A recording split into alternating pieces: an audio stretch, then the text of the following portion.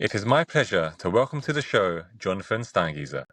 Jonathan is a visionary leader in human-centric design and product innovation, best known as the founder of the Human-Centered Design UAE Meetup. Over the past decade, he's been instrumental in cultivating a vibrant design community in the UAE, where he has brought together designers and enthusiasts to network, share knowledge, and collaborate. Jonathan has extensive experience in building design teams and driving impact at companies such as the Abu Dhabi Early Childhood Authority, Property Finder, Omnipresent, and Merkle, to name a few. Jonathan is known for having strong opinions on design, and we have been very much looking forward to having this conversation with him. In this discussion, we covered Jonathan's experience in design, the current state of product design, why design leaders need to step up, also why designers are the first to get let go in organizations, and the need for executive level design positions. And with that, let's get into the episode. But Jonathan, look, I think where we want to probably start this off is, you're obviously living and working in Dubai currently, but it'd be good to know what got you here, or how did you end up in Dubai, or where did you kind of come from before? Yeah, great. Hi, everyone. Great to be here. Thank you, Jay Warren, for the time, and really big fan of your podcast, what you're doing as well. It was really interesting because, Dubai, Abu Dhabi is not usually on, someone's 10-year plan when you're most of my life I lived in Australia, and I was pretty much set with the life plan, get married, move to Melbourne or Sydney. I was living in Perth, Western Australia, which is a very small market and challenging in many angles. And I was lucky enough to go, while I was working at the University of Western Australia, on a Norman Delson. I'm sure you've heard of the godfather of usability, Jacob Nielsen, as well as Don Norman's done amazing things. They do their I don't know if it's still going on. I assume so. They do training in like 4 or 5 cities, like week-long training. And in 2009, I think it was, I went for the first time on a 3-day intensive usability testing session. And I was kind of like born again, like this is amazing. So you mean we don't need business requirements and user requirements? We can sit someone in front of a machine and ask them, how would you do this task? How would you find a contact us page without leading them, without guiding them? And it's funny because this is still a challenge today. I see people go, here's my website, here's my app. What do you think? And anyway, long story short, I did 3-day intensive, came back. This was amazing. 3 years later, I think in 2012, I went on a similar on this Nick of Nielsen, but they do other things, right? Agile, etc. And there was a very nice Canadian lady who was working at NYU Abu Dhabi, looking for user experience designers to be the first UX designer who had some experience in universities and was working at a university at the time doing a lot of these initiatives. Universities can be great. They can also be incredibly frustrating, but they can be great places because all of your customers are right there. Students, your staff, proximity to customers is easy. And anyway, she was looking for someone to come to this. We're building a university. It's going to cost over $1 billion on an island in Abu Dhabi. You don't pay tax, don't do anything. And I thought this could be cool. And I had never been here before, but my dad, my late father, had done 20 years work in the region, went on and on about Dubai, the Emirates, how amazing this evolution in the 90s and, in 2000s. And my wife and I came in 2012. It was December 2012 with our cat. He's still alive here today. He's done a lot of traveling, still going strong. And I was the first UX designer at NYU Abu Dhabi. Wow, that's crazy because if you think about it, that's actually way ahead than a lot of industry. Because even a lot of industries in Europe and particularly in the UK, user experience was only really kicking off around 2010, 2012 in terms of really people getting into it, posting jobs specifically for hiring UX professionals. So I'm really surprised that in this region, they were doing the same thing at the same time. So it's interesting. And I came at a really interesting time. I think career-wise, right? I had been a senior web coordinator. I was managing a team inside of the university for library and IT, doing some UX, but I didn't have that in the time. This was the first time, and it was a bit tricky, right? Because it's not like you're doing a career shift. I had been doing usability, etc. But in the industry, this was the first time I had UX on my title. So it looks to the industry like you're changing your role. And I do think you're right. There were not many of these roles. There were quite a few people, and still today we have them, even 12 years later in Dubai and the world, not just call themselves UX/UI, but are really graphic designers. My background is not in graphic design. I do love photography. I have an artistic side, but to be clear, my background is far more strategic and research. I can dabble. I love the kind of low fidelity prototyping, but then I would hire or work with or whatever someone to go. So I haven't had your typical, and I've met a lot of people in the region as well and the world who are now heads of or leaders, but it's very much come from this. I can do amazing stuff. Look at my beautiful design, my visual designer. So I think that also separated me very much from a lot of the, let's say, the rest of the designers who were here at the time. Interesting. So you feel that kind of gave you a bit of an edge, right? Because everyone's coming from like that maybe graphic design background or something, or traditional, I guess, kind of web design, doing kind of fancy websites and stuff. But kind of your edge was more so because you were focused on the strategic side, that you had that extra kind of string to your bow that others didn't. Like the core was usability testing, like I was saying, that was that 3 days. And from there, I found out that's the tip of the iceberg. We've got, journey mapping, service design. And Australia, like the UK, is a very early adopter of a lot of this, far more than, let's say, places like the US. Europe also, like besides the UK, it's Scandinavia, right? There's a little bit of pockets of like Germany, other places. But even these places, and I've worked, with these amazing designers in the region, and they say the same thing. I'm not discriminating or anything, but these are still early concepts in some of these places. And as you know, and Warren and I and Jay as well, yourselves being, having practiced service design, it's not something that's mainstream, and it's hard enough to explain what we do as product or, UX or, never mind going to the depth of service design. So it's on the one hand, like you say, an edge, but on the other hand, it's a huge challenge because if you're in the desert, nobody knows what water looks like. They're walking around. You're like, I have water. What is that? Why do I need it? Or bad analogy, but you know what I mean? Yeah, know exactly what you mean. Jonathan, it's an interesting one because, back then it was so new, even in other markets, right? But when we talk about, the UAE or the Middle East, did you feel that it was accepted though? That kind of strategic role, the usability side of things, was it well accepted though, would you say, in the region? Definitely not.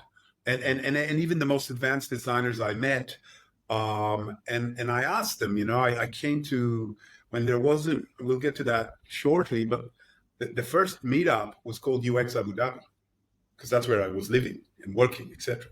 Later, it changed its names, and we'll get to that. But even when I traveled to Dubai, or I searched out, to try to find these designers, they do exist. And I did find some great ones. They told me, no, we don't do research. We just kind of do what we're told, which sadly, like again, we'll get to, we go through, ups and downs. There are still a lot of places in the world, and especially here, with designers being made redundant, etc. That is your job. That is your role. Stay in your lane, coming from the business, sometimes. Not always, right? But depending on the maturity of the organization. So I wasn't aware. I'm sure there's things that exist beyond our awareness, right? It's naive to think otherwise. But I was not aware of any service designers in that time. I did find some dedicated researchers, but very, very few. Yeah. And again, that poor researcher is so isolated. They're working in more of, it was seen as market research, or you do a whole survey, like real qualitative researchers like we have today. Very, very few. One, for example, that I did hire later on in time, some had been kind of working from the UK and based here, or they had somebody on the ground. But in those days, you also had the very first agency to call themselves UX agency. We're the first, we're the only ones doing it. And even then, it was still, early days, because the market's immature. So you could call something whatever you like, and people will go, okay, that's what good looks like. That's interesting. Like, again, like I'm surprised on the research side of things, right? Because I'm making a massive assumption here, but I would assume that the researchers that you did find, they weren't UX researchers as we see them today, right? And they probably had a research background in something else, and then they were kind of pulled into the digital space around a similar time to kind of you finding UX in those courses. Would it be Yeah, right? some were for sure. And I guess they tended to be more purists, and that lean UX or lean research, or it wasn't seen, it didn't exist, and it made research very difficult, very difficult. In terms of people assuming, no, this takes a long time, just deliver this. I think the other thing that's probably changed at the same time as the industry is the mentality of a lot of the people. Like, I don't know about yourselves, but I have a golden visa recently. I'm looking at a much longer tenure here, and I think the fact that the environment was far more transient than it is today, especially for expats that make up 90% of the society, means that it's hard to see something tangible over a longer term. You're looking for the quick win. So when you got this at every level of the organization, then people are like, just deliver it. It doesn't matter if we'll find out with time. There's less of strategic importance to thinking long term. So that doesn't help, the designers trying to say, no, this is important. We need to talk to our customers. So how do you get them to shift, right? Like if that is the mindset, and it's counterintuitive, I suppose, to the UXer or to the UX researcher to kind of thinking that way. Like, how do you get them to shift and think more strategically and think more about engaging users in order to find the answers rather than just, I guess, top down, just telling the team to deliver this? So there's many approaches, and it really depends on your environment. I'm coaching and mentoring as well, some individuals, and they have that challenge today. And everything I say obviously needs to be adapted to that environment. My style is very much to just do it. If you have to do it on the weekend, after hours, show them, don't tell them. So do it, even if you do it with a small sample, and show them how powerful that is. To me, and when I teach, usability testing and running workshops, the most powerful thing, I compare it to a sporting event. Not everybody loves sports, but a lot of people do. When you're in the stadium watching something live, there's nothing like that feeling, that energy. So to invite someone to watch their customer struggling with the product is so powerful. If you can do that, then record it and say, can you just WhatsApp it to them? Can you watch this 30 seconds? That is the moment where the penny drops for seniors, for leaders, for executives.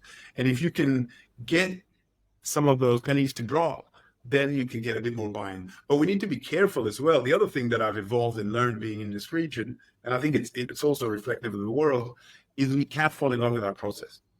We love our process. Not just us, the product folks too. We need to fall in love with value to the customer and with dollars and cents, because that's the language of the business. So if we also show the business that, hey, we're not just here doing these things for kicks, but we have done as much as we need to get the answer that we need to, and then move on. And we challenge our teams and our those that we mentor and our broader teams to do that. Then it's reciprocal. Then you build trust, right? So it's really much about building that trust and not always being precious. Sometimes letting go, saying, fine, let's see what happens. There are different ways to, sometimes you can release something really quickly and you can learn on the fly. There could be the right time in the right place. There's no perfect rule book for everything. I think that's, the other big challenge with the, saturation of design, let's say, is that people want that rule book. They want just 1, 2, 3. I have to do 1, 2, 3. It's like, no, you don't need to do 2. You need to think. Don't AI it. Don't go to ChatGPT. What do you think should be done?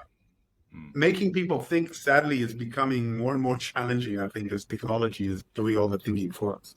It is. Like you make a really interesting point here, and I'm glad that you've actually called it out, because a lot that's going on in the industry right now, like product design, and I think even in engineering, is all around process, frameworks, methodologies, things that we should be following. And I think a lot of companies and teams are taking this very literally, in the sense of, okay, like we found this new process, they mentioned it on this podcast, I'm going to look into it even more. I want to roll that out in my company, without actually thinking about, okay, well, what context was that process or framework applied in? Does your company align in the same way? Do you have similar stakeholders in terms of like mindset? to drive this forward? Will it work with your users? Are your users as accessible as that company? Like, they're not taking into account all of these different factors and thinking that they can just take a cookie cutter approach and just like pick up framework, apply it, pick up process, apply it. And then secondly, I would say that people just expect it to work perfectly across all teams within the organization as well. Like, if you've got a design team working across like multiple different products, those products a lot of the time have different user segments that are using them. They've got different team members, different person. Like, I don't feel like you can have a blanket process that works for every single team or product team.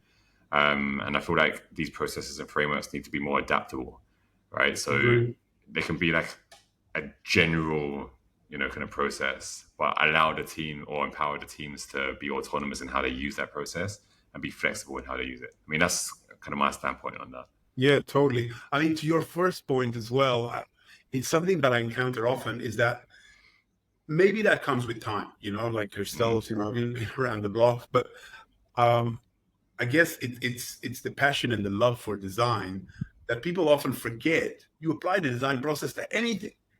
And they come with like, oh my God, how do I solve this problem? Nothing's new under the sun. Go back to basic principles. Framework. What's the MVP of that framework? Let's do a small pilot. Let's get some early feedback.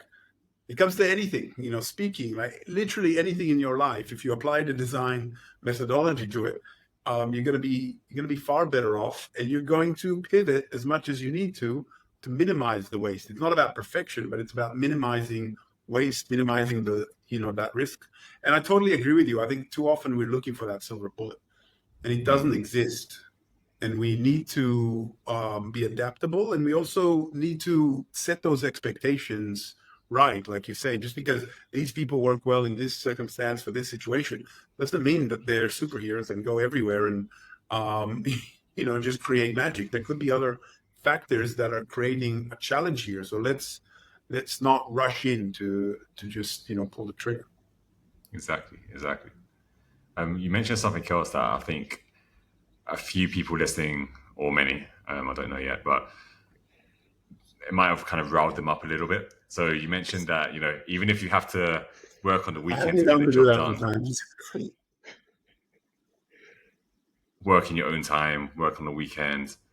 What is your stance on out of office hours, like work, and I guess kind of why do you think that is important kind of driving forward? Because I feel like the message especially since COVID and with, the generations kind of coming up, it kind of feels to me as though there's a huge push on we only work between 9 and 5, and after 5 we switch off. We don't care about work. Don't email me, don't talk to me, don't WhatsApp me, Slack me, whatever. Like, and I kind of feel like our generation, as a blanket statement, are more inclined to, put in that extra time, kind of after the office closes, or, if you've got an hour to spare on the weekend or whatever, like to kind of just get the thing over the line, or to, come in on Monday ready and prepared. And, like, what is your view on that? Why do you think that is so important to kind of put in the extra work? Yeah, great question. And it's hard, right, for,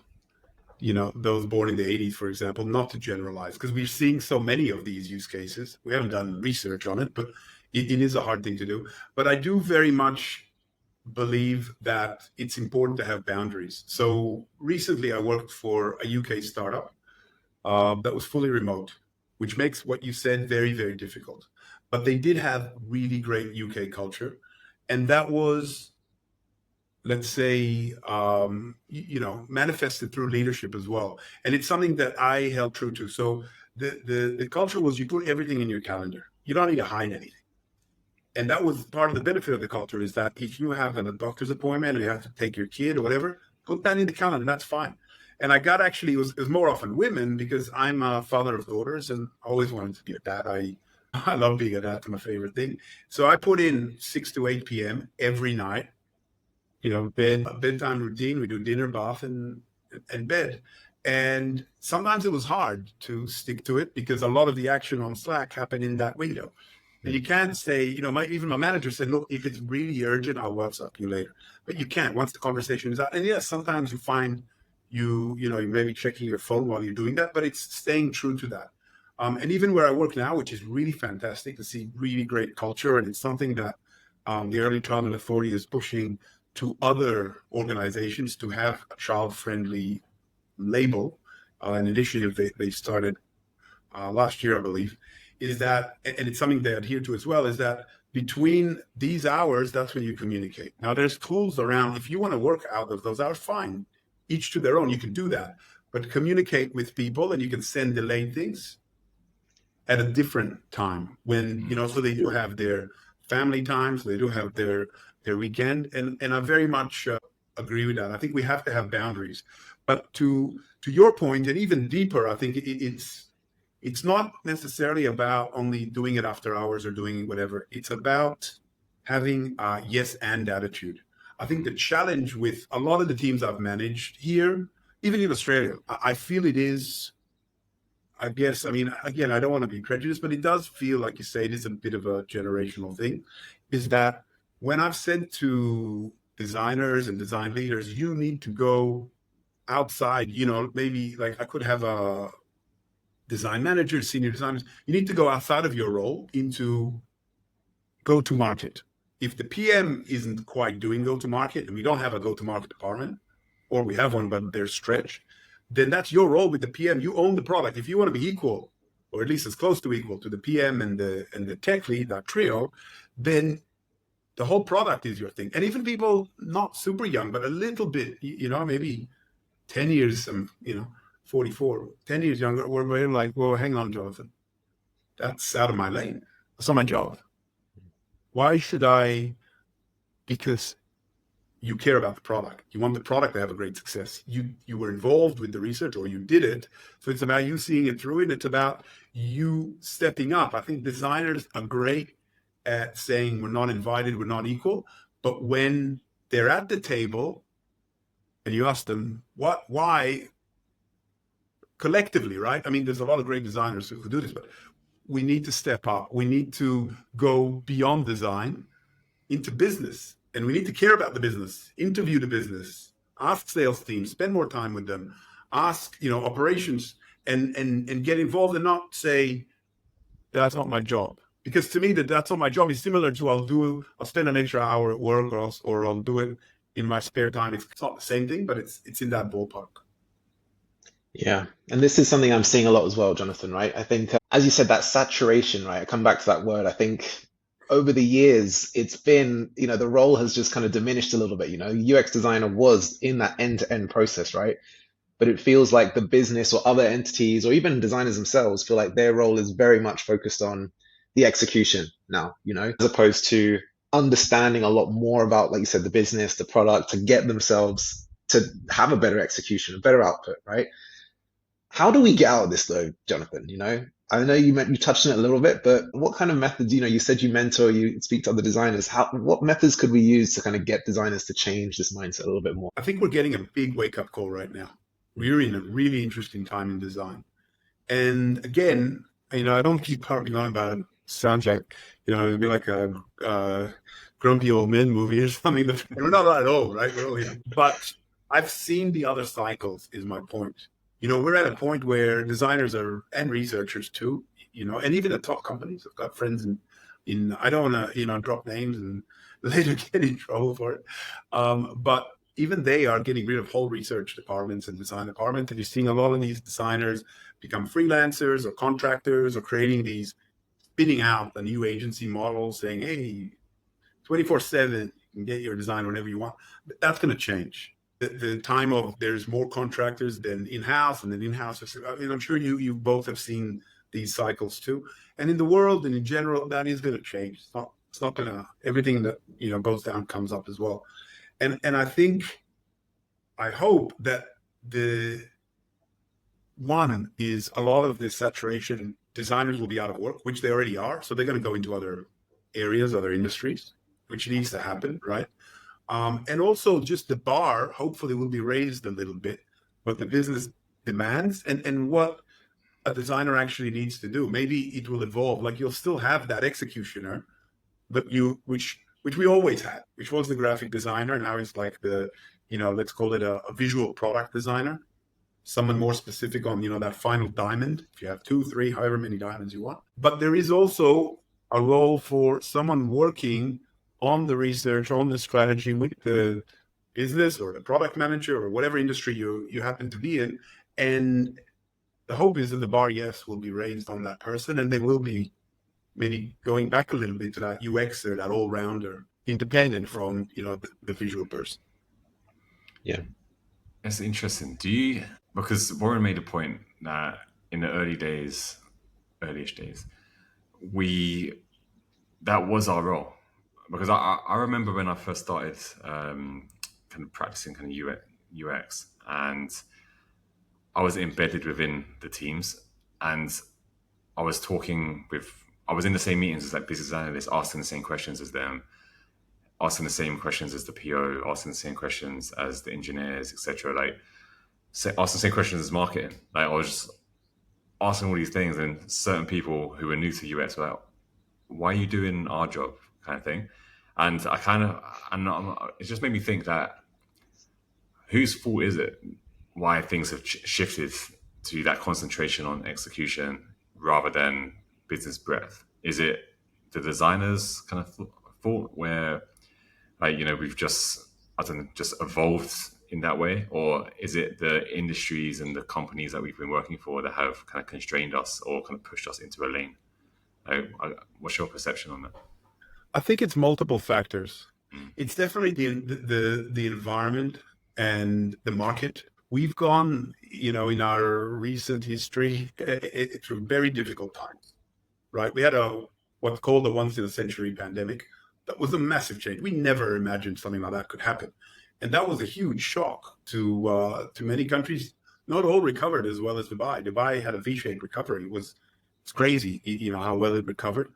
And also, I think it's also just the maturity of UX and design. People got excited about it without understanding it and just went, make it rain. I mean, massive teams of designers.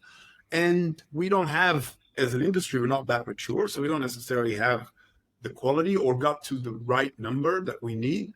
So teams got too big. And yes, some of that shrinking maybe is justified.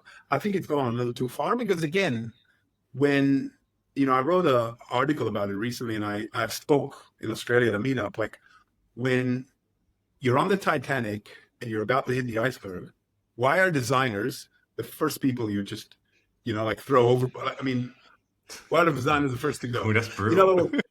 Titanic's the iceberg's the environment, and you want to survive. You want to build a smaller boat, let's say, to go around, and you're too big. And I think partly the answer is because they don't, and still a lot of business leaders don't quite understand what we do or the value we bring. And we aren't great at storytelling. We're in fact terrible as a whole at storytelling and at explaining what we do, as well as, like I was saying, going beyond our swim lane. Because there's so many problems and issues we have to fix, and we love our process, that we struggle to go into or have the time in businesses like the ones you both went into, where you come in, you want to mature, to go beyond our swim lane to saying, this is how I matter. So there's quite a few factors that mean, we just don't have, we've had a lot of challenges, let's say, as an industry. And that's the other big one, right? Like, my wife's a psychologist, medicine, psychology. They're established things that have been around for over a century. And there's a definition to what is this thing. Here's a definition. Everyone agrees to it. If you ask any one of us, what is design? What is UX? You ask at a barbecue or a party, what do? You'll get a different answer every time. And like you say, Warren was making the point earlier, we've now gone nuts with this, right? So we've got a service designer, a strategic designer, a design researcher, product designer. I mean, people have mumbled even our terms, a UX, UI, a UI, like, and in every country, in every company, not even every country, every company, that means a different thing. So when we ourselves don't know who we are, how are we going to explain it to somebody else? How do we change that? Like, what? Well, I've got two questions. How do we change that? And also, how do we encourage people to go out of their comfort zone or, move into other people's lanes? Unapologetic. Oh my gosh. Unapologetic. You know what I'm trying to say. You know what I'm saying, man. how do we get them to transcend links? I mean, I think it comes down to standards, and it would be great if instead of competing, which naturally happens when anything is created, we would evolve to have more standards. So I'll give you an example. In Australia, I work for MYOB, a software company like Xero or QuickBooks. We didn't reinvent the wheel when it comes to growing a team. I joined in 2015. There were 9 designers, 42 when I left. I was able to be a design manager, grow a team from 0 to 8. It was amazing. One of the best cultures, if not probably the best I've ever worked in. And when it came to doing a career growth framework, what is a product designer? What is a senior, etc.? What is a visual? What is a senior, etc.? What is a researcher? What is a service designer? We looked at the best, and these things are public. So let's go to Google, Facebook, Airbnb. Who has got the best here? And let's kill the word UX and user, because that was what was happening in the world and the US at the time. Because UX, user, is misunderstood. So let's call it what it is. You're a product designer because you're designing the whole product. Because this is a software company selling software where we worked in that trio. And that became a standard. Now, I've carried that standard with me in every organization I've gone. And that's, in my mentorship, that's basic principles. You want to be a product manager? Let me get that framework. Look at product manager for every single competency. And this is based on an aggregation of the standard. And where do you see yourself? Honestly, out of 10, and then maybe your peers, you get some feedback. Because then we have a true reflection. And I think if some of these world organizations that we have, we've never, as far as I'm aware, united.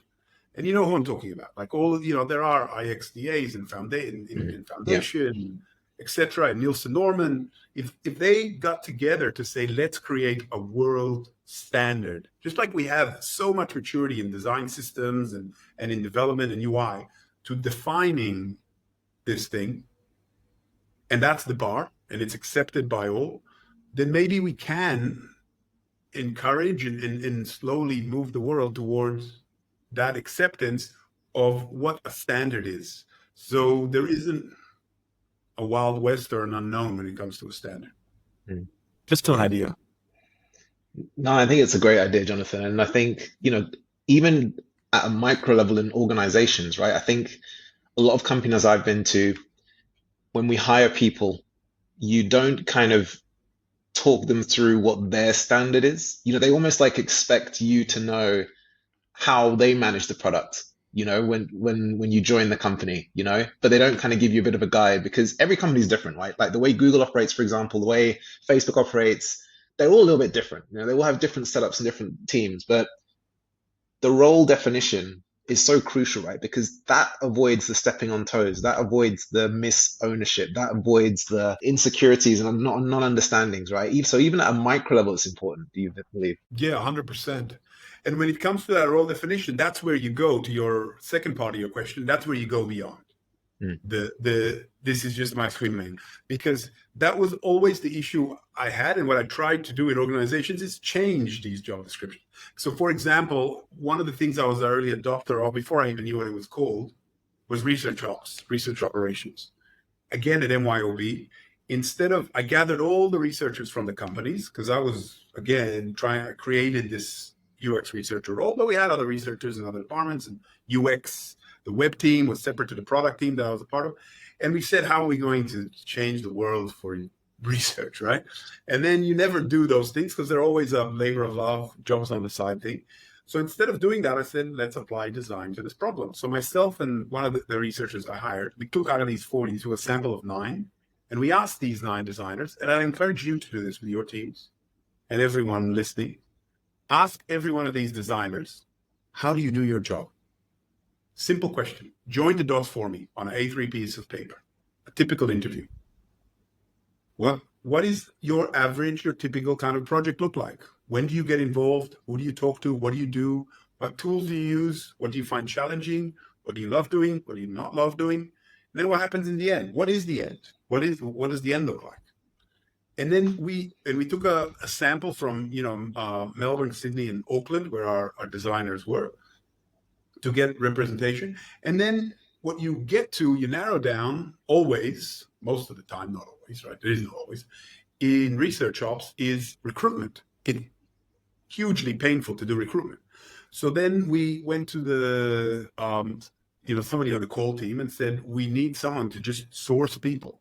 We're going to create a template and a framework. But the only way to get this to happen was you have to make it part of their job, change the job description.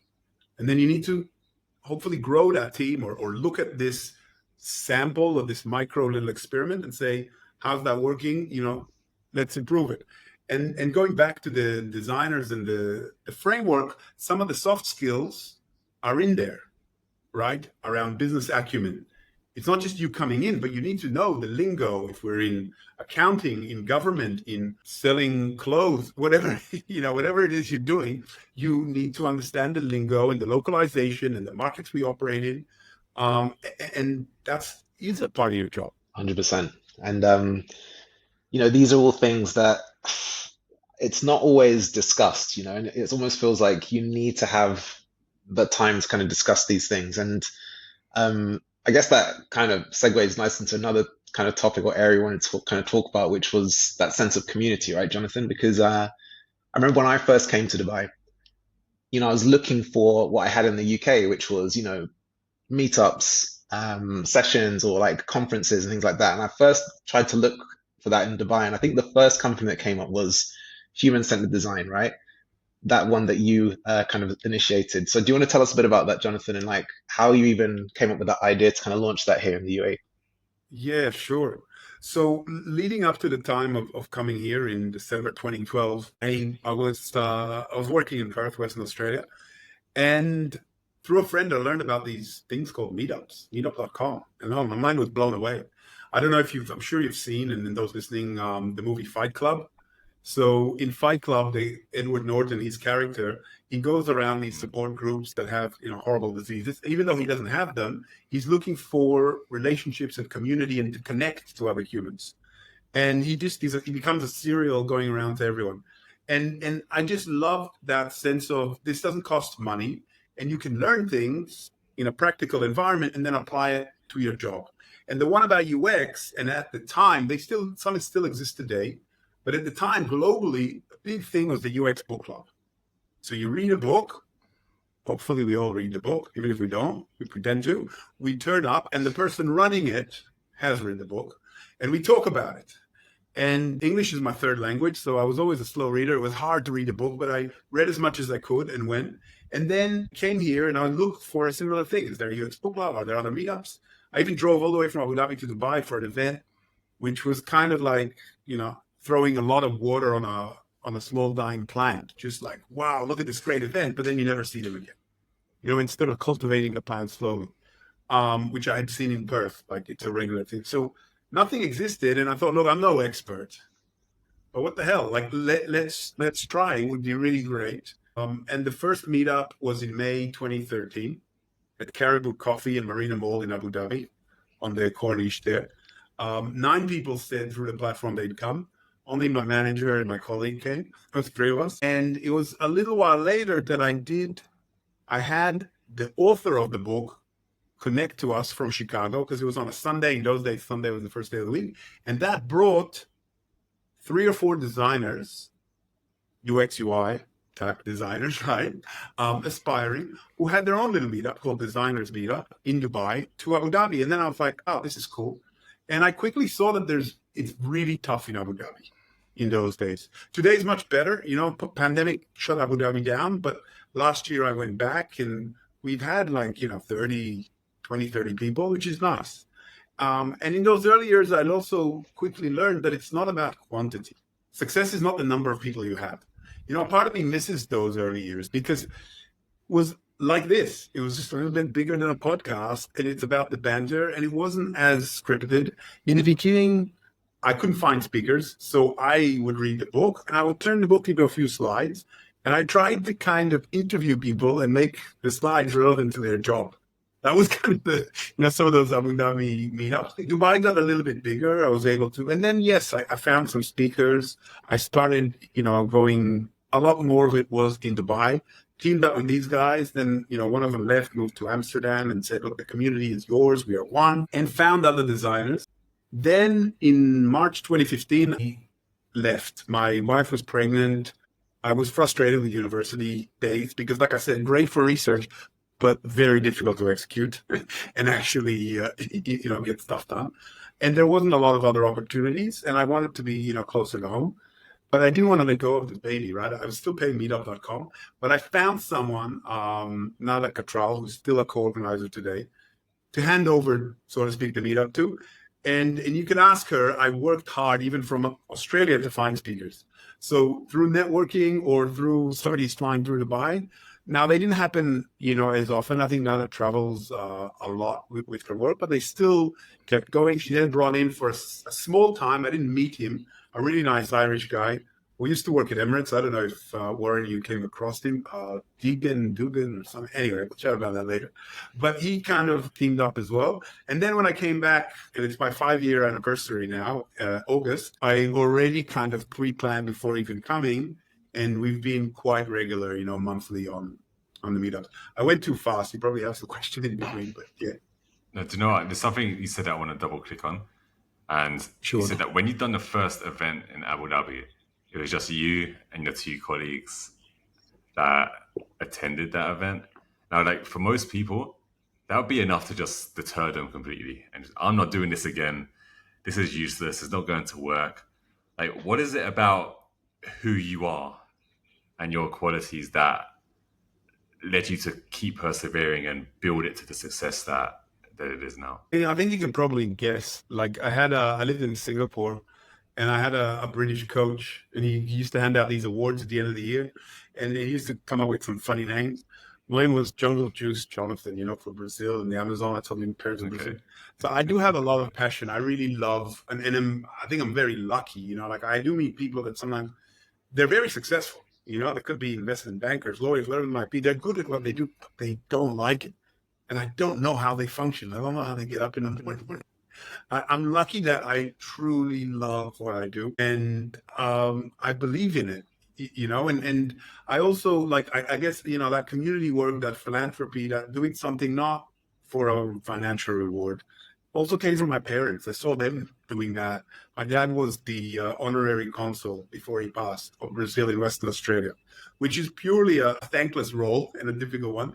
But seeing that model, and mom also involved in a lot of charities and non-for-profit work. And I guess it's something also that, that I find rewarding. I guess one thing I didn't mention about the meetup that I love about Australia and that I try to emulate is that, and I'm sure for yourselves too, is that often as designers, people just don't get what we do. And you're bashing your head against the wall. So to find other people who, kind of, yes, it is kind of like a therapy group, right? Who have the same frustrations and asking for challenges to meet new people, network. It's something that, that I believe in. And yes, there was only 3, but there was appetite. You could, I did some researching. I didn't, you adapt just like design. I found out that inviting people direct is really, really powerful. So I invited some people, and I met some Emiratis who were interested in this, and other folks, and it was enough of a momentum to keep us going. There were some harsh lessons as well, and I think, you just got to take those on the chin. Like one of them was I really wanted to bring an expert to raise the bar. And I didn't want to make money out of it, but it was expensive to bring this expert from New York. I had seen that he had traveled to Australia and a few other places, so I figured if he'd already traveled there, he'd be open to it.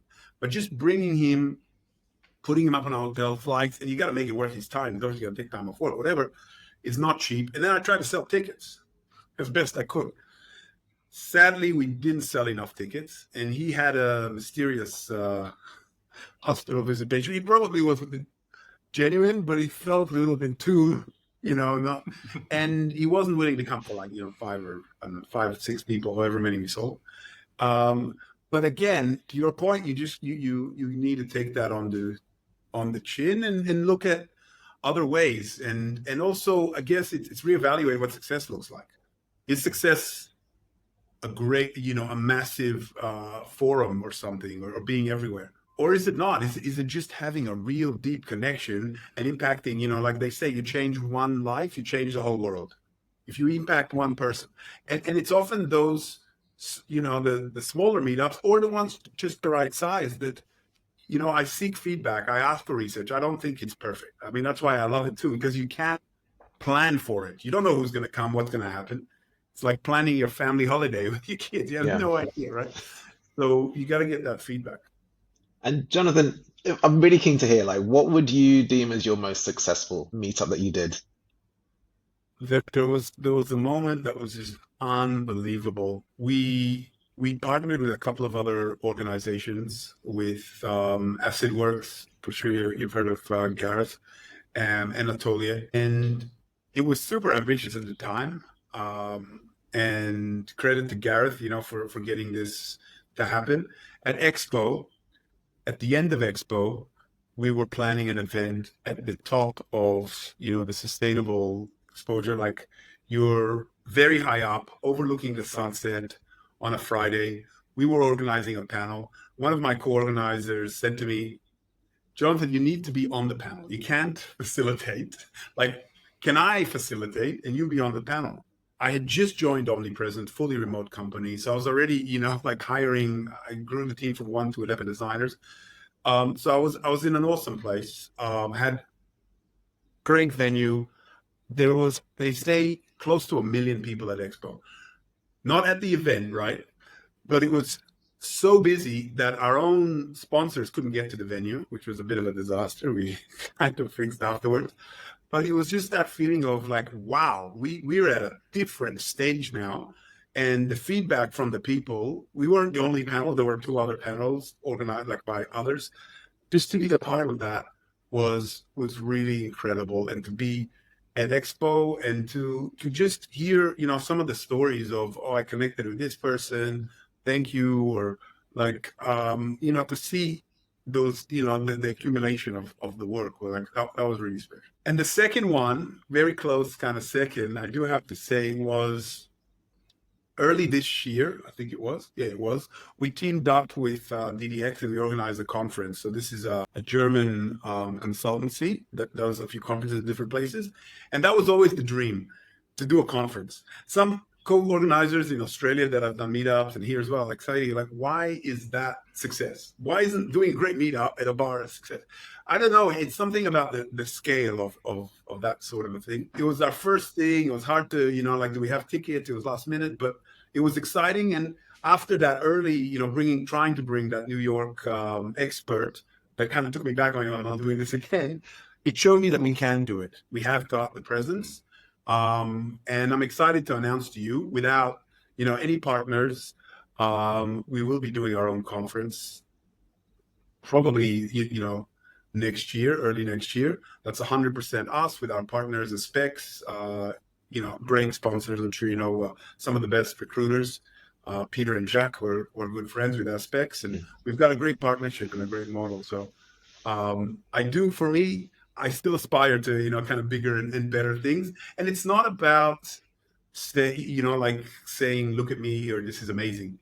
It's purely about just that networking and that high, that vibe you get from meeting other people on a larger scale and affecting more people, helping more people. Like you say, all of us, I'm sure yourselves, one of your missions for the podcast is to improve the world of design, to educate, and to connect people and help them. So that's very much something, that the value that exchange that I get. Yeah. Sorry, a very long answer for a short question. No, not at all, Jonathan. And I think,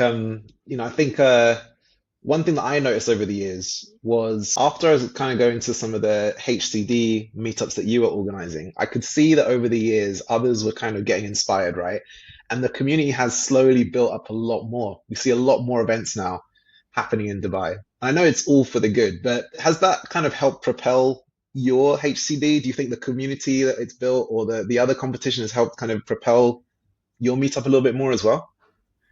Yeah, it's a great question. And I think, from a very humble, selfless point of view, I do like to think, like you said, that we have had that influence.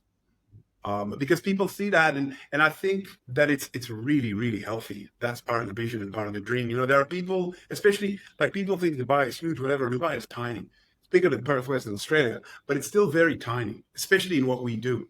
And in any small market, there are people who look at competition and go, no, I have exclusivity. but I've never been that kind of person. My view is very much of plenty. The more the merrier. I think everyone needs to just design their voice and find who they are. And I think what differentiates us, and it's nice to see we're not the only ones, there are others who do this too, is consistency.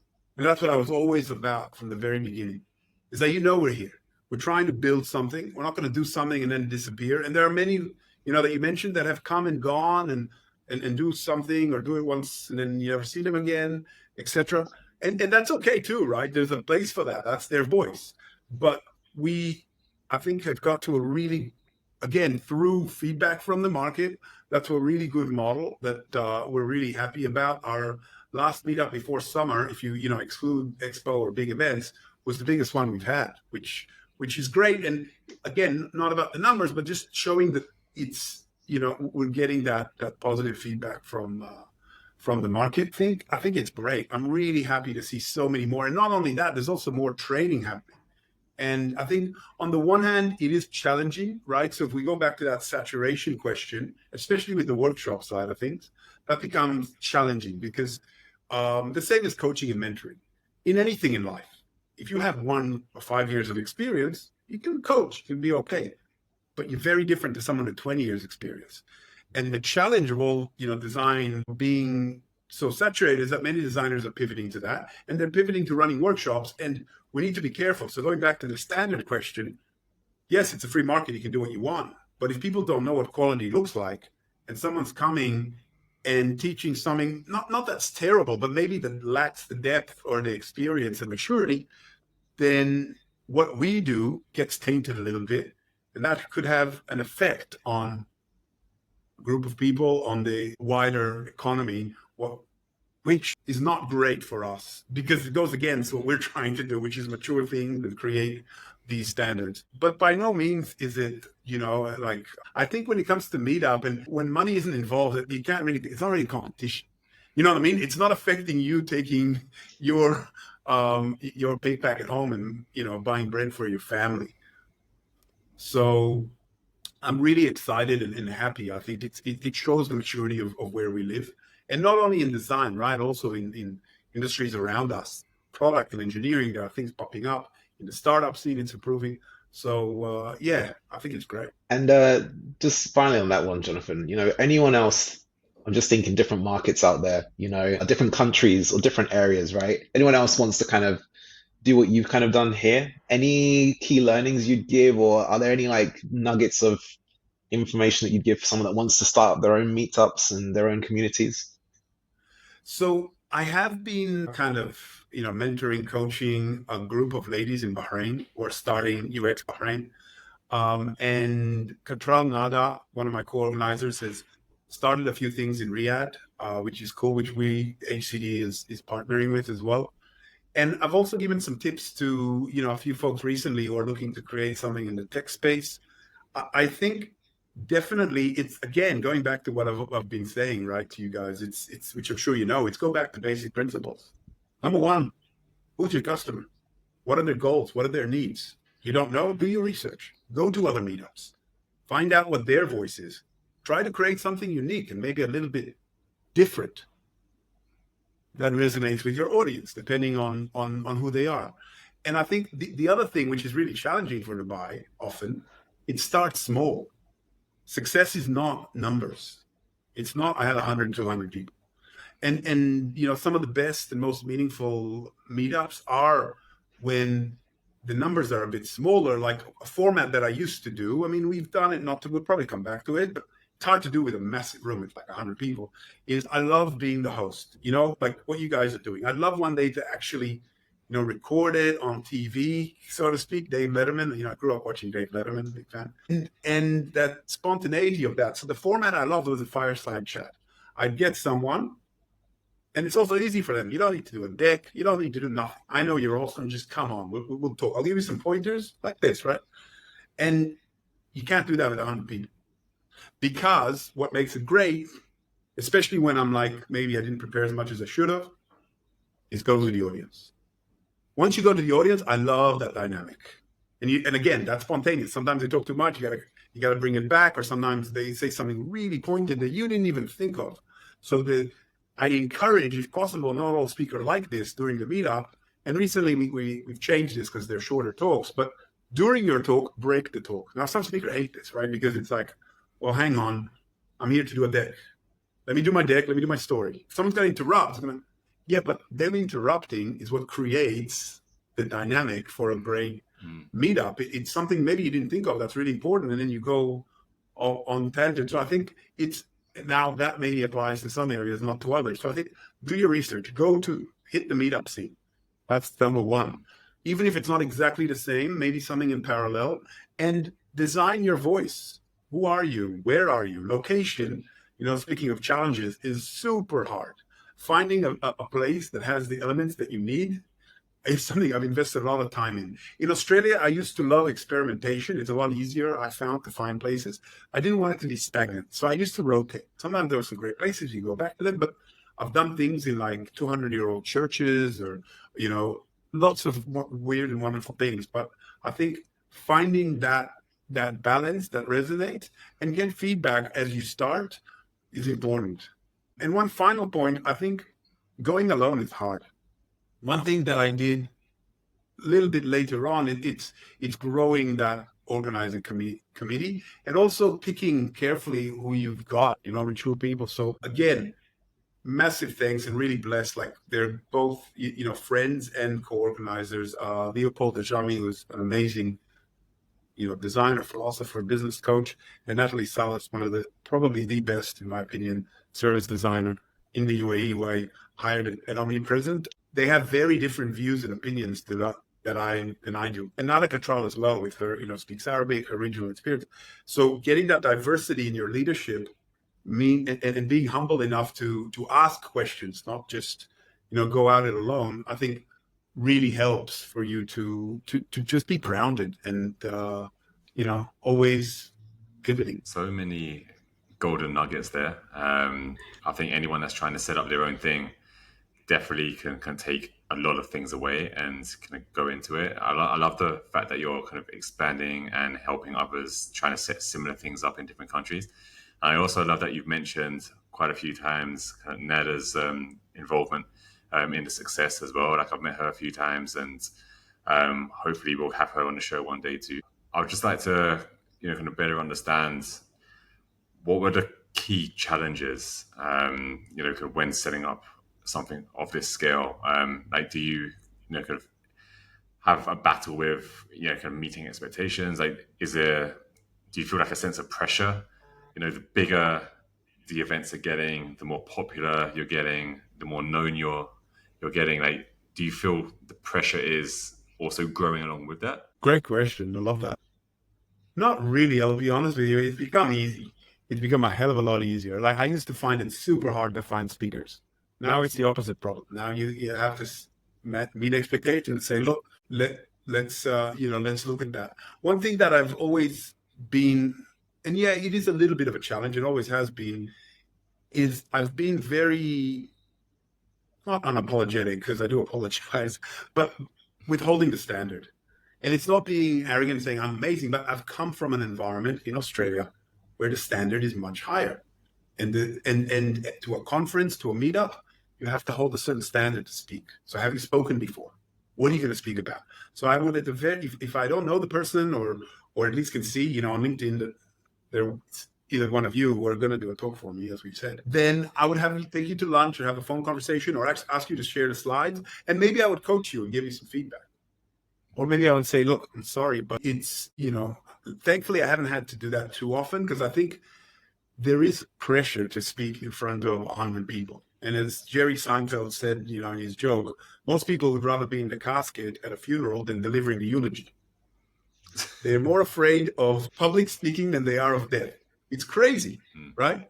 I'm lucky my dad is, I've again seen that modeled. No one's born with it.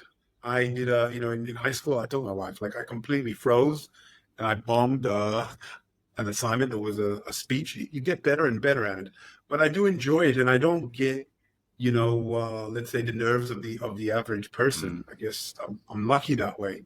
But the majority of people I find, even very experienced people who are great one-on-one, don't want to do this. So I guess I haven't had a massive problem of turning a lot of people away. But sometimes if their English isn't great, then I do have to say to them, look, I'm sorry, but I'm not sure if you're ready or this is the right format, or maybe connect them to, to somebody else. But to your point, I think going back to, I guess, a little bit of the advice, I think it goes back to not being measured by needing to be like everybody else and have a huge meetup. Like it's okay to have a gathering at a coffee shop. It can be something else. It doesn't. I quickly pivoted away from coffee shops, by the way. One kid told them coffee shops because people love milkshakes, and that machine is super noisy. Yeah. Noise. If you got someone on Zoom, or it's they're not great venues. I love that too. For meetups, but I don't really feel the pressure. I think it's more to just making sure that I involve everyone while they're busy, which is not always easy to do. Luckily, my co-organizers are great, and there's a lot of trust between us. So sometimes somebody's not in the country, or sometimes someone's like, I want to do this, like, great. So it's both, I guess, letting go of the reins, which I've done as well. But sometimes it's also like, I don't have an issue with, asking for help. That's the other one. Like, do you know someone? And as we have, great co-organizers as well as, amazing partners, and Peter and Jack, getting that supply is easy. And also, I think, just to counter a lot of what I've been saying, sometimes it's important to let go and let a junior speak. And we've done that very recently, right? And it's okay. They don't have to be perfect. You do want to give someone a go. If actually, they work at X, and, Warren's told me they're up and coming, they'll do a great job, or even if he hasn't, but I know that they work under Warren, so I know that he's not going to set them up for failure. So it's important to have that variety, and make sure that, as a father of daughters, I'm always conscious of having as well, making sure that we've got, not just with, male, female, but all groups, we've got diversity. And I think if you look at our speakers, I think we've done that really well. You can always improve for sure, but I think we've done that pretty well. I think you pinpointed kind of something really interesting, and I guess kind of crucial in many areas of people's lives, and that's public speaking. And there does seem to be like a fear of public speaking. And I remember when I first became a head of design, I set myself a challenge because I wanted to speak more confidently and speak more kind of directly, and just kind of grow a bit more kind of awareness of what we were doing, all that kind of stuff. So I set myself a challenge to speak at least one meetup per month for an entire year. And wow. The first one was horrendous. But then over time, it got better and better and better and better. And then at the end of the year, I finished off by speaking at a conference. And that just kind of made me realize it's not as hard as you think. And I think a lot of it is just in your head. And you need to kind of come out of your space and stop thinking about you and just think about them, think about the audience and what they're going to get out of it. And I was just kind of wondering, like, when you have these speakers coming to you with their presentations, or, they're going to give like some keynote speech, how do you advise them to make sure that, they remain calm, confident, and give the best kind of speech or talk ever? So I think often it's being open with the format, right? I think it's checking in with them. Like I said, if someone asks you a question, that's a lot easier, because then you're having a conversation. You can go away from your speech, and also checking with them, like, how confident are they? What kind of a format do they want?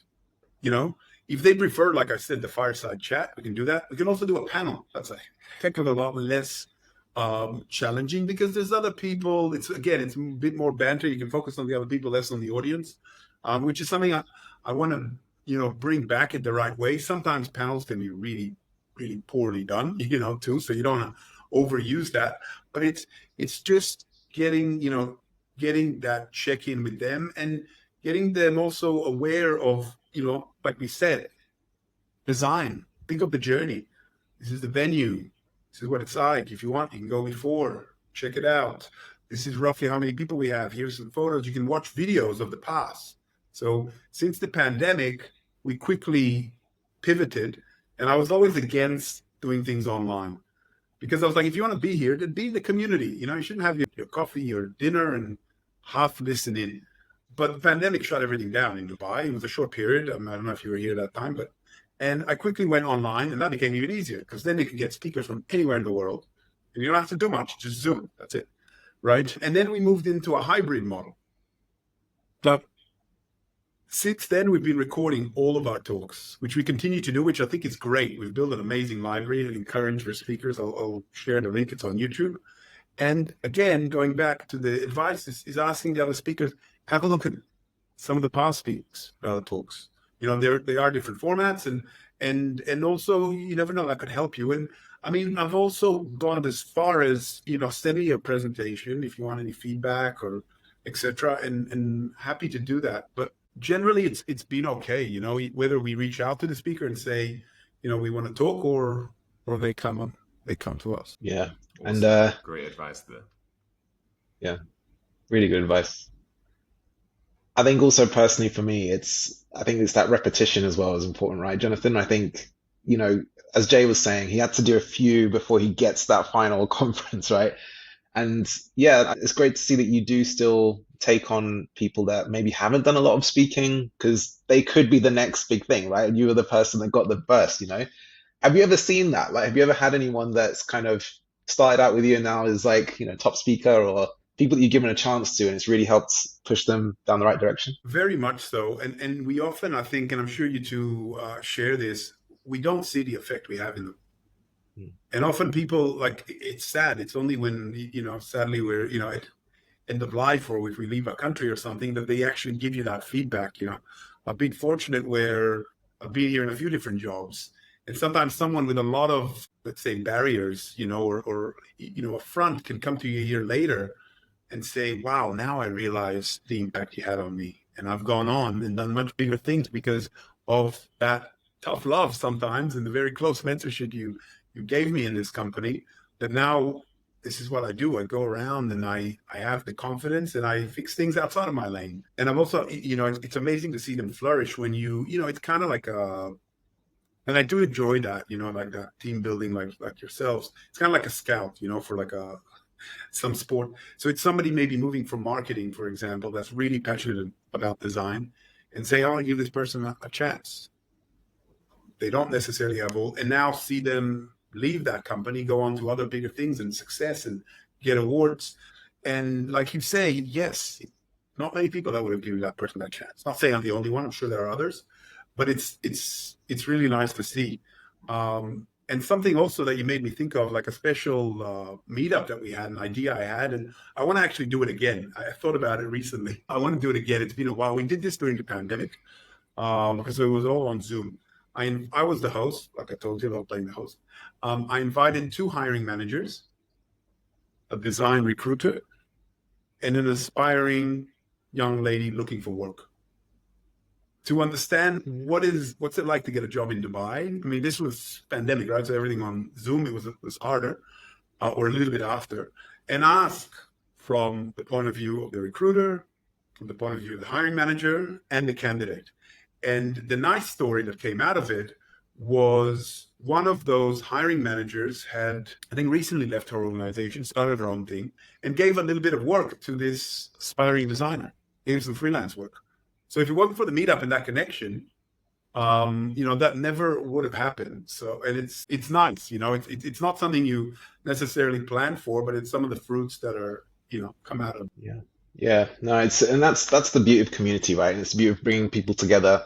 And like you said, it's a great thing to see. And it's addictive, right? If you can help others, it's a great thing that you can do, And but Jonathan, I want to make sure that we're covering one segment that we always like to do on this show, right? Which is we like to talk a bit about the future of design. You touched on it briefly earlier, but it's something that a lot of people get a bit nervous of, but we'd love to hear from your perspective. Where do you feel design is going to be? Where do you feel that UX role will be in the future, and where do you see design going?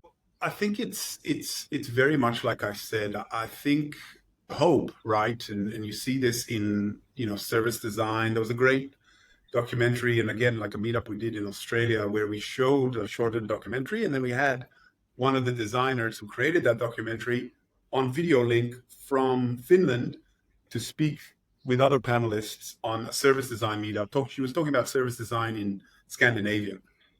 Nice little, again, I'll share this with you. It's a really nice little storytelling. And in the documentary, they say that eventually the word design will disappear because it's just what we do. You know, what is service design? Why has it flourished in Scandinavia, for example? Because it's a culture that's very much like Japan, for example, looking after the other, the community, as opposed to myself. Sadly, with the whole capitalist, we forgot in a lot of places. And we do that well in some pockets, but not as in the whole, you know, not as much as we could have.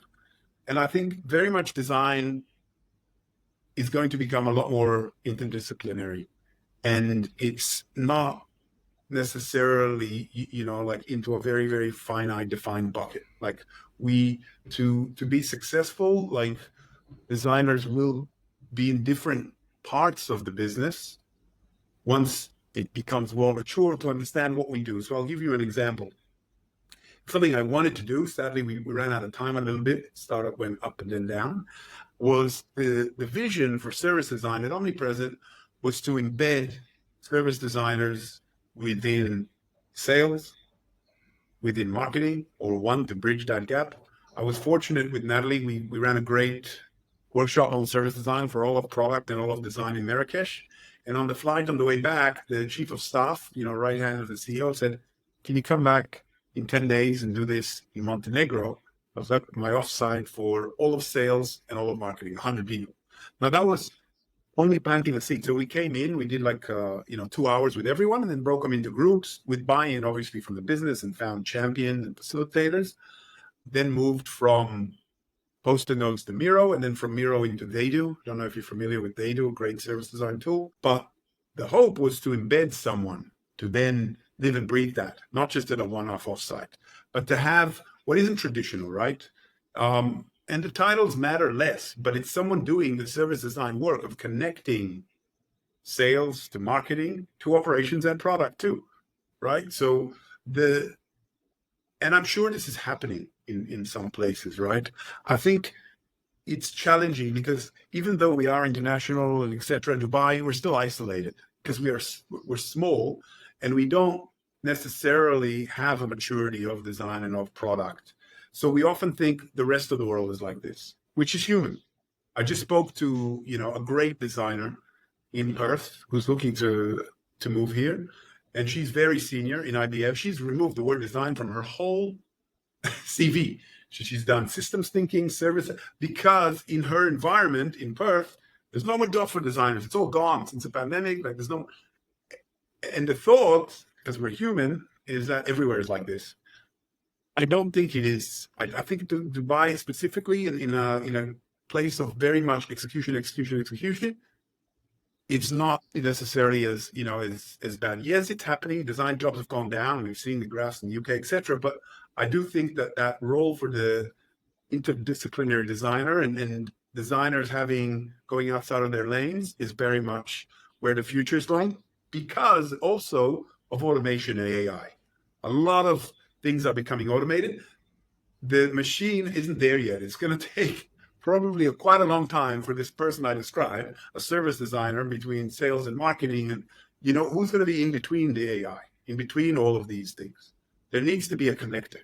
There needs to be the glue, the heart, and that's the designer. Now they might move to other parts of the business. They're not necessarily going to be, if we've automated the whole, this is what the thing looks like, and then they might need to move in the business, but then they just need to adapt to other skills.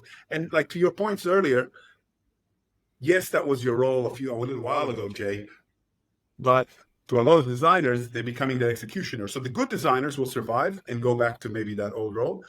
And the other ones will leave, or they'll get made redundant, or they'll find other jobs, or they'll evolve, right? Hopefully that was... What about the role of how do you see leadership evolving within design organizations? Yeah, that's another great question. We, the three of us are, have taken a pretty bad hit in the last, let's say, 12, 18 months.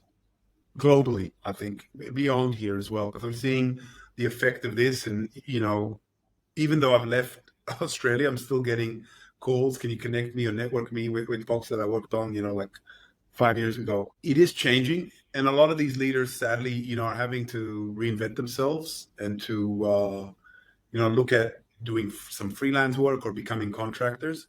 But like I was saying earlier, I do feel that's going to come back. I think the business will learn. And I'll give you, one example from a company I left recently where my role was not replaced as the head of product design. My team was divided into VPs of product in B2B, B2C, and the poor researcher was kind of in the wilderness. And the interesting thing is that role is coming back now. Now, it's taken a couple of years, but that learning has happened. Design leader is not just your HR manager. I mean, that's often the hardest job, is being that head of design, because if they don't understand what designers do, they understand even less what design leaders do. And often the business thinks that you're just there to, do a stand up and take, like a teacher, who's in today and who's not. They don't see how a great leader goes across the entire business and is involved in every facet and every angle, and is in the ear of every product manager and every head of and every VP of product, and is strategic with where they spend their time, and is also mentoring and coaching the team, and it's something for the team to aspire to. Because if you're not there, then where do they aspire to? They'll always be in that job forever. And is maybe doing a bit of extra research, but isn't always there at the big award ceremony, because they're mentoring and coaching and asking their team to step up and speak. So it becomes really, really hard. And without the right manager for that leader, whoever that might be, and if that manager leaves the company, then it becomes even harder. Because people don't value you, they don't understand exactly what you do, and they don't think they need to replace you. But then, like you see, it sometimes takes a year or two, they slowly learn that lesson the hard way, right? So I do think, my point is, even though leaders are going away, I do think they will return. And again, the hope is that they'll step up. The dream is that we'll have design, and it's very much always been my philosophy, and I've argued long and hard about it, is that you do need an executive, a chief design, or whatever you want to call that officer. It's not product, it's not strategy, it's not any one of the C's, right? And it needs to be on equal balance, because if it's not, then the decisions will be a technology decision. We need AI. Just get AI in there. I don't care how. We're powered by AI. Mm-hmm. Why? What are we solving? Or a product decision that is maybe very much financial, but isn't actually thinking about the customer or the long-term effect, and is maybe too driven or biased. Because often product leaders don't come from design. Sometimes they do, and then they're great, but often they don't, sadly. And then the bias is skewed to other areas. So I think to truly have that trio, you've got a CTO and a CPO. Where's the chief design officer? And don't just give them the title because you're in a startup and they're a great visual designer and you want to throw out titles. Like, it needs to count. They need to be to that standard that we were talking about earlier. I completely agree. Yeah. I think this is something that I resonate very strongly with. I think there's a point of failure when design leaders are reporting directly into CPOs or CTOs. I feel that they should be, even at a head of level, they should be reporting directly into the MD or the CEO until we or the company kind of have available the capacity to have a executive level position for design, because that way information isn't getting cascaded up and down through these kind of middle rows of kind of C-suite, and you've got that direct access kind of to the CEO, to the strategy. You're having those conversations kind of with everybody kind of in the room. And I think without that, a lot of the time, people who are at the kind of head of position are almost being kind of hung, drawn, and quartered in a way, because they're getting pulled by their design team to go in one direction. They're getting pulled by the CPO to go in another direction. And the CTO is telling them in their ear, no, you should be doing this, why are you not thinking of this? But then they're not in those conversations where it really matters, where it really counts, where they can really have those debates. And I think until organizations kind of change that model and think, you know what, yes, design is important. We don't necessarily need a CPO right now. I mean, a CDO right now. But what we do need is that direct line or link into the top tier management, which is usually that MD or kind of CEO position. And I think that is where companies will start to kind of make a turn into the importance of design. And I think design will have more impact in that way. Yeah, agreed. I mean, the other challenge I've seen is that the ratio, and companies don't often even look at this, right, between engineering, product, and design. And companies that have those three, it's horribly skewed. Mhm. And the expectations of designers is also, like, to what we were talking about earlier, is becoming unrealistic. And then designers have a really big challenge to say, well, do I support 3 teams? Or do I say, no, I don't do that? And where do they prioritize and how do they do that? And when we're looking at growth or we're looking at redundancies, then designers, like I said, are the first to go. And the product manager somehow miraculously can code and can design and can research too, which they can't. No. But because we aren't great at storytelling, we aren't great at stepping up outside of our shells often, then it's like, oh, I don't need design. And then that lesson becomes learned the hard way later, right? So, yeah, totally agree with the challenge. In the absence of a CDO, would you rather report into a CPO or CTO or even a CMO? For sure, a CPO. Let's not go there. Now, for sure, a CPO. Engineers, I love to kind of give a hard time to, because in my 20 years experience, both Australia here and working with startups and internationally, globally, US as well. Sadly, I haven't met enough great engineers. And if we think designers are bad and not going outside of their lane, engineers are far, far worse. And I've personally taken engineers out of the building to do research with me. It was really hard, but the reaction was amazing. Their questions are amazing. They're super smart people. Not easy to get an engineer out of the building. And I say to them at the very end of the interview, you can ask a question. And I had like a 42-year-old engineer in Australia say to me, I've never done that in my life. Thank you. That was amazing. And he didn't want to do it in the beginning. It took some convincing, right? But that's an exception. And even working in remote companies, I feel engineering is very, very different in that the business don't understand what they do. So they give them some space and say, we don't get it. It's hard. You just do your thing. Often they kind of take it for granted and they are not held accountable for delivery. Who's held accountable for their lack of delivery? It's design and product. But without those three, you fail. And I've seen that far too often in far too many organizations.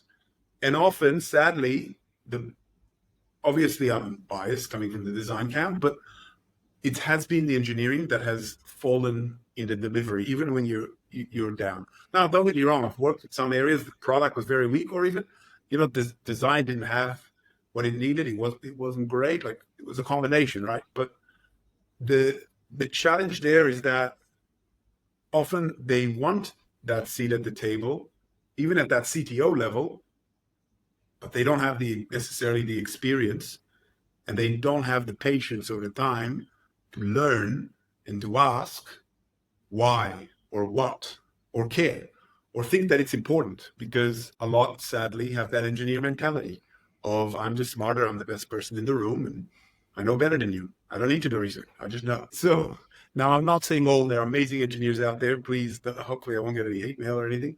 There are some really great engineers, but sadly, what is lacking in a lot of organizations, more even than engineers, is engineering leadership. Like what you see in Australia, and I even saw it at Omnipresent in the UK, is what has evolved because of a lack of engineering leadership is a non-technical engineering leader who knows just enough, but is a great human manager. Now, sadly, especially in the UAE, I haven't seen that. I've never seen one in my experience. Now, maybe they exist, but I think there's a huge, huge need for these people who are not just Now, it comes from both sides. Now, will that person succeed? It will be very hard because an engineer says, you know less than me, why should I listen to you? We need to combat that. But to have now a great engineering leader and manager will get over that. Now, if we go to the CTO level, it becomes even harder, right? To find someone that can both inspire, understand, but and then you're asking him to care about design, Jay? Forget it. You're the unicorn, right? Now, unless they're not purely maybe a CTO, maybe it's a small thing and they're also a CPO too, and maybe that's okay, you know. But very, very rare to find unicorns. I'm sure some rare ones do exist. I did work with one in a startup in Australia. He's now in the UK. Amazing guy. But the more hats we wear, the more biases we have, and the less we're open to other things. Ideally, we would have separate people and have a healthy debate. So even this one unicorn I'm talking about, from the designers that came later on, the challenge I found was that he was too concerned with the CPO and CTO that he just assumed he knew the answer, didn't do enough of the design, chief design officer. He did go out, do research with me while I was involved, and he was open and listened. But then later, the pressures of the business pushed him towards the product and the technology and that part of the whole. And he didn't see the overarching great view, seeing all of the levels of the whole we were digging, you know. It's always a great, I should explain that better because just to finish on that note, it's a great analogy. And I love that I used it many times because I was challenged, you know, in those early days by these UX UI designers who said, Jonathan, you know, giving us a hard time. We don't do research, we don't do research. Like, I'm one person. How do I do it all? So I said to them, you need to know where you are in this great, big, massive hole. You know, I come from Australia. We do mining, sadly. Are you at the very bottom and that's all you can see? Because that's maybe, you know, the engineer at the end. That's all they can see. We need to invite them a little bit higher up where maybe they're, I don't know, the designer or the product manager or operations, whoever that might be. And then a level up above that, you can see what the people below you are doing. And at the very top, you can see what everyone's doing. So you need to know what hat you're wearing on what day. So if you wear many roles, say, okay, Monday, I'm a researcher. I'm not doing sales, for example, which you need to do as a founder. And that's the biggest thing that, you know, incubators, accelerators don't teach, which I bang on about every time I talk to them, is don't always be pitching. If you're pitching, then you're not open to listen to them saying, I don't like your product, I wouldn't use it, or I would do it slightly different. Listen and know that on this day or on this hour, I'm wearing that hat and that's it. So, you know the hat you're wearing. And the same if a designer empathizes with engineering. You know, one thing I learned in Australia, it's not only about us designers thinking, oh, engineering don't listen to us. It's also about us listening to engineers saying, how can I help you do your job better? And it's not about all designers coding, because it's interesting. You read stuff out there, like some people believe designers should code. I totally disagree with that. 100% disagree with that. Now, you can sit next to them, you can interview them, you can speak to them, ask them how you can make their job easier, but you don't need to code. You can understand maybe some of it, but you don't need to code. Just like they don't need to be a best researcher, but they wouldn't hurt for them to come on and listen. It's just about us listening to each other and not thinking the other side is wrong. And how can we all change to, Yeah. It's bringing that team mentality, right? Jonathan, this was fantastic. You know, I think myself and Jay, speaking for Jay, but I'm pretty sure he's enjoyed these discussions as well. Yeah, Jonathan, I just want to ask quickly, you know, where can people find you? Obviously at HCD Meetup, but is there anyone else you'd like to plug or tell anyone to find you? I think very much LinkedIn. Happy to, you know, I'm always, you know, connecting folks. And like I said, I do a little bit of coaching and mentoring on the side as well, besides the early childhood authority. I think very much so it's the Meetup. I think even more than LinkedIn. I think like we were talking, it's just like research, it's like getting out of the building. It's not, there is no one person that knows it all. I'm the silver bullet. I think it's about being comfortable with the uncomfortable. And it's not easy to go up to someone and say, hey, how are you? What do you do? But I find that I try to cultivate that in others. And I think, you know, Peter, Jack, Nada, Natalie, Leopold have that same mentality. So September 26th, I'll share the link. Is our next meetup. I really encourage folks to come down, meet other people. And it's great as well with our latest format. We're catering a lot more for other leaders as well. And I think other leaders such as yourselves care about this as well, and also come down. And even if it's not about, you know, I want a job, but it's also about like, here's the tips or some advice or someone you should speak to, or, very much meeting more people and having more coffees. And I think designers are great people. They will give people the time of day and have a coffee or a LinkedIn chat. So, yeah, come on down. Awesome. Thanks, Jonathan. Yeah, thank you so much for being on the show. It's been a pleasure. Thank you. Awesome. Thank you, guys. Really, really love your work, and it's been a lot of fun. Hopefully we can do it again one day in the future. Anytime. Definitely.